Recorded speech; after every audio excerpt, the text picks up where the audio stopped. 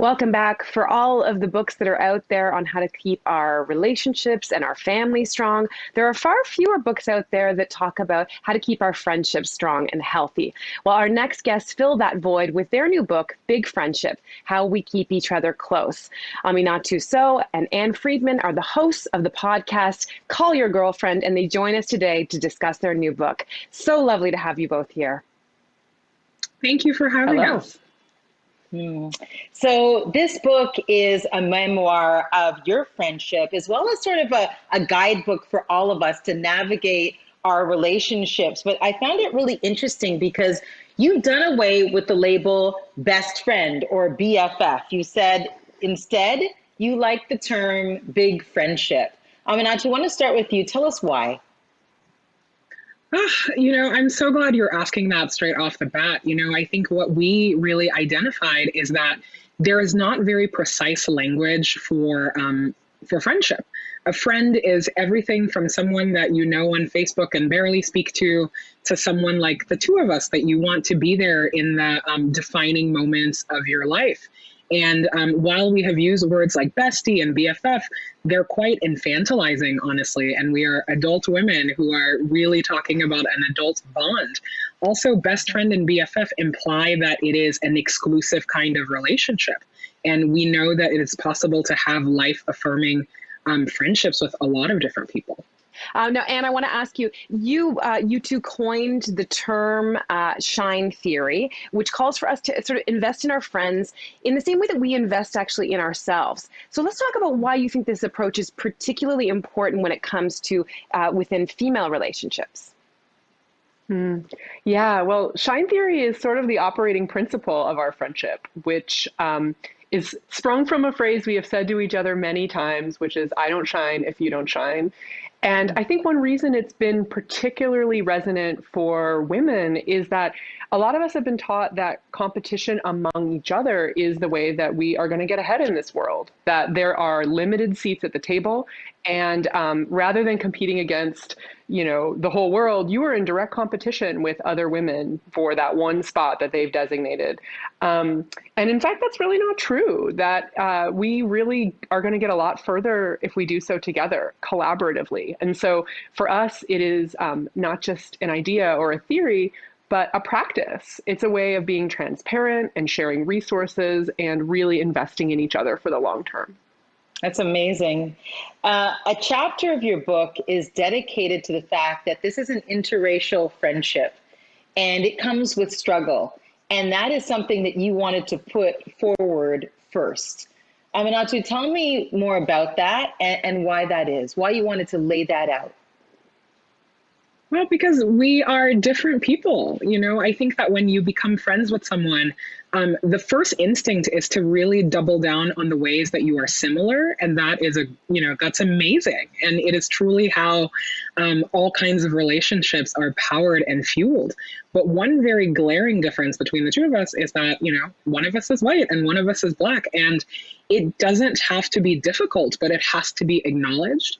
And because we live in a world that is largely shaped by, white supremacy, certainly in the United States, it's worth knowing that, because whether we address it or not, we live in the container of the rest of the world, and our relationship will be impacted that way. And so we think that it is completely possible for people to be different and also acknowledge the ways that racism shapes their friendships, and we wanted to write about it because it is a conversation that we all have to get adept at having.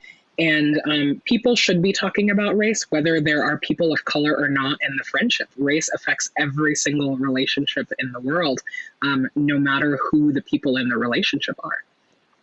I love everything you're saying. It's so important. And you further dive into this idea by talking about the race trapdoor in interracial friendships. So can you explain exactly what that is and how it intersects our friendships? Yeah, the trapdoor is a concept that we first learned from the cultural critic Wesley Morris. And he describes the feeling that Black people have in their intimate relationships with white people when they are caught off guard by an incident that really exposes the gap between their experiences of the world. Often it is an experience of racism for the friend who is Black, and the friend who is white like might not even clock what's going on. And so this visceral feeling of like being dropped through the floor is what he is talking about. And we have found that a very helpful metaphor as we think about the ways that race plays out within our friendship. You actually, the two of you went to couples therapy, and I love this so much, to save your friendship. And oftentimes when we reference friendship, it's, harmonious, everything is great. Why was couples therapy the right decision for the two of you, Aminatou?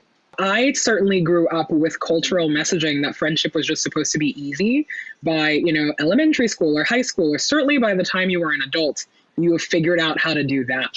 And then somehow you get to the rest of your life, the golden girl fantasy, and somehow everything has worked out. But we all know that that is not true, and there is a stigma, I think, attached to repairing relationships in general, but in romantic relationships and in other kinds of family relationships, we have a frame for how to repair. And we really take our relationship that seriously, and so when we were not communicating well, or we were not feeling good in the friendship, we still wanted to be friends, and we really needed an intervention to figure out how to move forward. And the way we think about it is very much tied to the way we think about our friendship in general and big friendship, which is to say that this is an adult relationship, an intimate bond. And I struggle to name any other intimate relationship that does not sometimes run into trouble, or that could not sometimes use a little bit of outside guidance. And, obviously friendship is different than a marriage or like a parent-child relationship. But when you are deeply emotionally connected to someone and there's a breakdown in your communication, sometimes it really does require some intervention to help you figure out what's going on and to find your way back. Two of you have a very successful podcast, Call Your Girlfriend. And when it comes to social media or media in general, there is very much that private face, the private side of the friendship, and then the public side of the friendship. And sometimes the two aren't the same.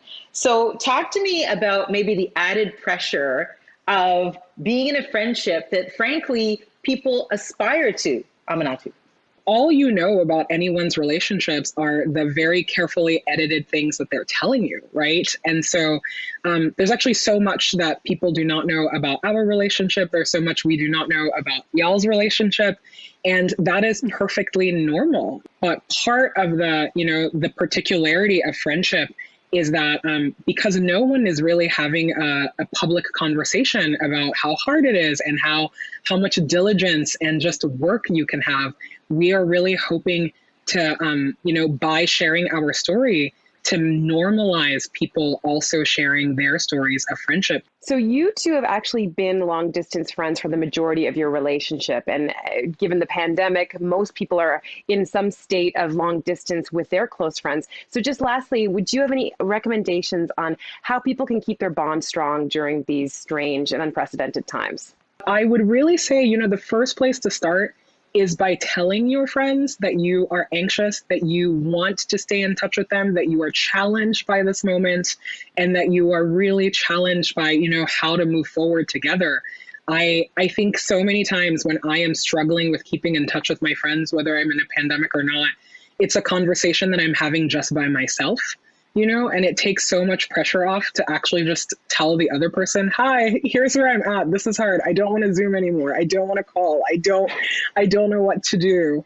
I think that showing a little bit of vulnerability in this moment and really asking for solutions that are jointly made is really the way forward. We have learned so much, Aminatou and Anne. Thank you so much for being here. You are amazing. The book is called Big Friendship, and it is available everywhere right now. We're back after this.